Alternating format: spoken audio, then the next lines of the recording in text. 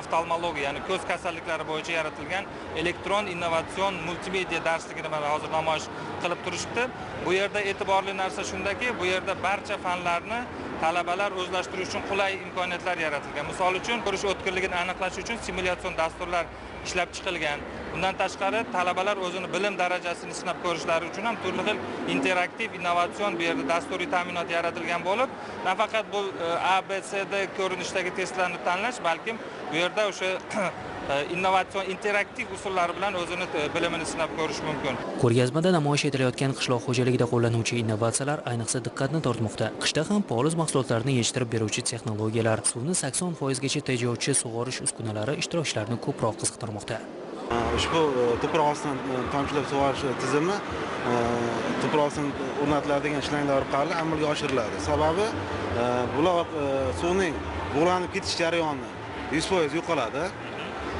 Ikkinchidan, bulim to'g'ridan to'g'ri ekin ildiziga suvni, mineral o'g'itlarni yetib borish jarayoni ta'minlaydi. 10 gektargacha bo'lgan joyni bir kishi sug'orishi mumkin bo'ladi. Haftalik doirasida sohani rivojlantirishga qaratilgan qator seminarlar ham tashkil etilyapti. Xususan, innovatsiyalar va texnologiyalar transferida intellektual mulkning ahamiyati mavzusidagi mintaqaviy seminarda qator xorijiy davlatlarning ayni soha mutasaddilari muhim mavzularda taqdimotlarni o'tkazishdi. Haftalikning eng yorqin loyihalaridan biri bu shubhasiz robototexnika musobaqasidir. Xalqaro turnirda 20 dan ortiq mamlakatdan 200 ga yaqin yoshlar ishtirok etyapti. Bu musobaqamiz 2 yosh toifamizdan iborat, 9 yoshdan 16 yoshgacha hamda 17 yoshdan 23 yoshgacha umumiy 5 ta yo'nalish bo'yicha.